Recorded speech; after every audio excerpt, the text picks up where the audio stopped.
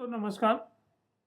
अभी भारत सरकार द्वारा एक अभिनव योजना पर काम किया जा रहा है और उसकी अब शुरुआत हुई है।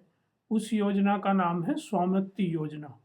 जैसे कि हम सब जानते हैं कि भारत सरकार में लैंड रिकॉर्ड को लेके भू अधिकार को लेके बहुत सारे रिफॉर्म किए जा रहे हैं और जो समस्याएं हैं उसका समाधान निकाला जा रहा है। और अब लैंड रिकॉर्ड को डिजिटाइज किया जा रहा है, जहां नक्शे, खसरे, ऋण पुस्तिकाएं और सभी तरह के रिकॉर्ड ऑनलाइन उपलब्ध होंगे, ताकि जिससे लोगों को समस्याएं ना हो।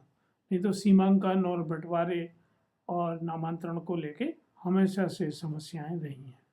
जैसे कि हम जानते हैं कि भूमि का अधिकार एक किसान या किसी भी व्यक्ति के लिए बहुत महत्वपूर्ण होता है।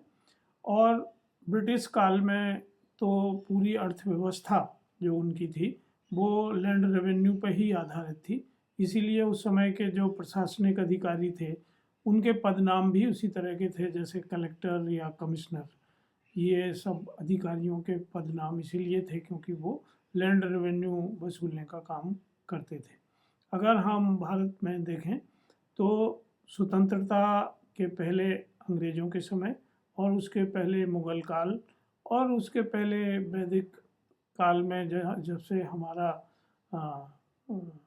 साहित्य मिलता है, उसमें हमेशा भूमि स्वामी और भू अभिलेख की बात की जाती रही है, जिसका ये उदाहरण है कि हमारे यहाँ हमेशा से भूमि का स्वामित्व और उसके कानून स्पष्ट रहे हैं। लेकिन जब बंदोबस्त हुआ पहली बार, जब सभी सर्वे ऑफ इंडिया द्वारा सीमांकन किए गए, तो जो ग्रामीण क्षेत्र हैं जहाँ खास तौर से आबादी होती है, उसका उस तरह से सीमांकन नहीं हुआ जैसे शहरी क्षेत्र में नजूल की ज़मीन का होता है। शहरी क्षेत्र में आप जानते हैं कि हर मकान का एक प्लॉट होता है, उसका नक्शा, उसकी सीमाएं बहुत स्पष्ट होती हैं और उसी पर मकान बनाने की अनुमति मिलती है। जब कोई व्यक्ति मर जाता है या कोई व्यक्ति अपनी प्लॉट को बेचता है तो उसका नामांतरण उसी के हिसाब से किया जाता है। लेकिन भारत के अधिकांश गाँव में इस तरह की व्यवस्था नहीं है और हर गाँव में वहाँ के हर प्लॉट का सीमांकन नहीं हुआ है। हम जानते हैं कि हमारे देश में लगभग 6,62,000 गाँव हैं और इन गाँव में बहुत बड़ी आबादी हमारे देश की रहती है, लगभग 70%। पर चूँकि गाँव के मकानों के ज़मीन के स्वामित्व का रिकॉर्ड बहुत ख़राब था, इसलिए बहुत सारे झगड़े, पारिवारिक विवाद और सामाजिक विवाद होते रहते थे। इसी को ध्यान में रख के भारत सरकार द्वारा राष्ट्रीय भू अभिलेख आधुनिकीकरण कार्यक्रम की स्थापना 2008 में की थी और 2016 में इसका नाम बदलकर डिजिटल इंडिया भूमि अभिलेख आधुनिकीकरण कार्यक्रम कर दिया गया। ये केंद्र सरकार की योजना है और इसमें पूरा पैसा केंद्र सरकार का ही लगता है और राज्य सरकारें इसको क्रियान्वित करते हैं। इसके तहत जो खासतौर से ग्रामों के नक्शे तैयार हुए और भूमि अभिलेख तैयार हुआ, तो लगभग 50 लाख से अधिक के प्रॉपर्टी रिकॉर्ड्स अभी माननीय प्रधानमंत्री द्वारा वितरित किए गए हैं और ये पहला मौका है जब इन प्रॉपर्टी के रिकॉर्ड को सरकारी मान्यता प्राप्त हुई है। आगे धीरे धीरे ये काम बहुत तेज़ी से बढ़ रहा है और 2026 तक इसको पूरा किया जाना है।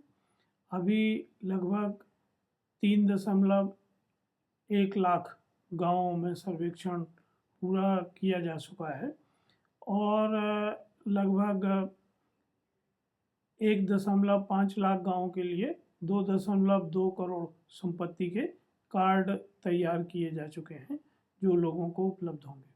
तो आप में से जो लोग ग्रामीण क्षेत्र में रहते हैं वो अपने तहसील कार्यालय में या पटवारी से संपर्क करके इस स्वामित्व योजना के बारे में जानकारी लें और आप अपना मकान जो ग्रामीण क्षेत्र में बना हुआ है उसका रिकॉर्ड तैयार करके उसका डिजिटल कार्ड प्राप्त करें ताकि आपका स्वामित्व बरकरार रह सके। ये बहुत सराहनीय योजना है और इससे भारत की एक बहुत समय से लंबित समस्या का समाधान निकल रहा है। तो आप सबको भी अपनी भागीदारी इसमें अच्छे से रखना है ताकि रिकॉर्ड पर आपका नाम रहे, जो आपके समय जीवन में भी और जीवन के बाद भी आपके उत्तराधिकारियों को समस्याओं से बचा सके। तो इस योजना की जानकारी आप अवश्य लें और अपने अधिकार को सुनिश्चित करें। धन्यवाद, नमस्कार।